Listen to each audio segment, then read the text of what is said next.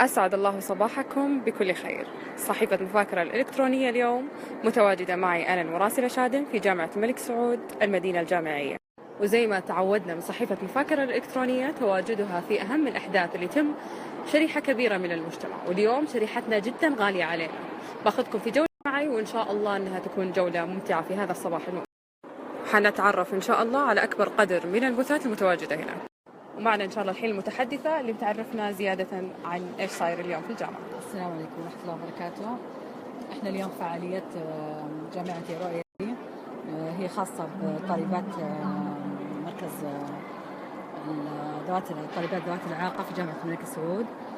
طبعا المركز يخدم مجموعة من الفئات متعددين الإعاقة، من ضمنهم الكفيفات، المعاقات الحركية، اللي محتاجين طبعا يعني خدمات اجتماعية أو نفسية من طالبات الجامعة، فممكن يتوجهون هذا المركز. في عدة وحدات برضه تخدم طالبات الفئات الخاصة واللي خاصين في الجامعة نفسها. يعطيك العافية. ومن أول الأركان اللي حظت على اهتمامنا ركن الإيجابية والتفاعل، وجدت هذه الفعاليات انطلاقا من اليوم العالمي لذوي الإعاقات. وثاني ركن معنا ركن التقنيات المساندة اللي يستعرض لنا تطور أجهزة برايل الخاصة بالمكفوفين.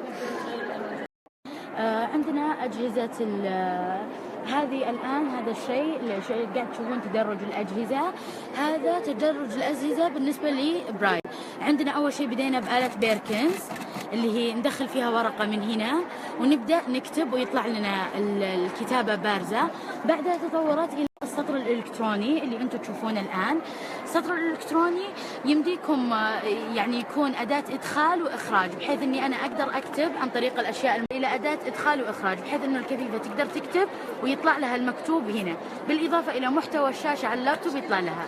تطور الأمر أكبر وأكبر، وصارت المفكرة الإلكترونية واحد من أنواع المفكرات الإلكترونية اللي هو البرايل سنس موجود هنا عشان أشرح عليه.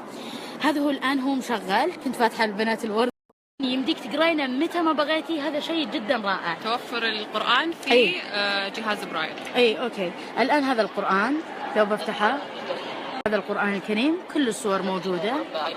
الآن أنا أقدر أتصفح ثواني. سبق قلتي انه في المجلدات كان مرة صعب، صح؟ مرة صعب القرآن الكريم، مرة صعب بالمجلدات، لأنه كان عبارة عن 6 مجلدات والصفحات مرة كبيرة. المجلد الواحد يعني لا يقل عن 200 وشوي صفحة، فحمله والتنقل فيه جدا صعب. فكون إنه القرآن كامل ومنقح ومشكل، يعني القرآن يعني أسمى آيات الله. أي أكيد يعني. والصور هذه موجودة. طبعا الجهاز من مزاياه انه يمديك تلمسين ويمديك تسمعين، ويمدي الشخص المبصر اللي قدامك يتابعك من خلال الشاشة. هذا جهاز التكبير. هذا جهاز تكبير محمول. في ميزة ثانية اللي هو للكتابة. كتبت اسمه. قارئ صوتي. ويشارك في الفعالية الكثير من النوادي مثل نادي الصيدلة. السلام عليكم. ممكن تعرفينا عن دورك إن شاء اليوم في الفعالية هذه؟ أي. نحن طالبات كلية الصيدلة، خلاص. عملنا أشياء تنفئة الصم والبكم والمكفوفين، خلاص. في جهة الصم عملنا فيديو. هذا الفيديو يتكلم على معلومات عن دواء معين. عملنا أول فيديو لنا عن دواء الوارفرين. طبعا احنا ناخذ الادويه اللي تكون مثلا لها تعارضات مع اكل، تعارضات مع ادويه ثانيه، او عندها مضاعفات لابد انه ينتبه لها المريض اذا جته، لابد انه مثلا يروح المستشفى او يتعامل معها عادي. هذا الصم. وكمان بعد حطينا تحت الترجمه عشان يستفيدون منه عامه الناس. وكمان هنا موجود لغه برايل.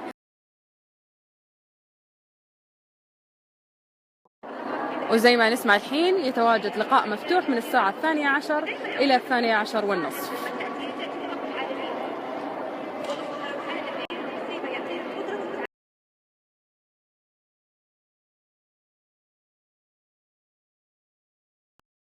تعالجوا كيف يحسوا لأطفال التوحد، حاطين سماعات وشاشة، والأصوات الطبيعية اللي احنا نسمعها أصوات الشارع، السيارات، احنا نحسها طبيعية بس هم يصير عنده شيء مرة مزعج، فتتخيل تسمعين كيف هم يسمعون.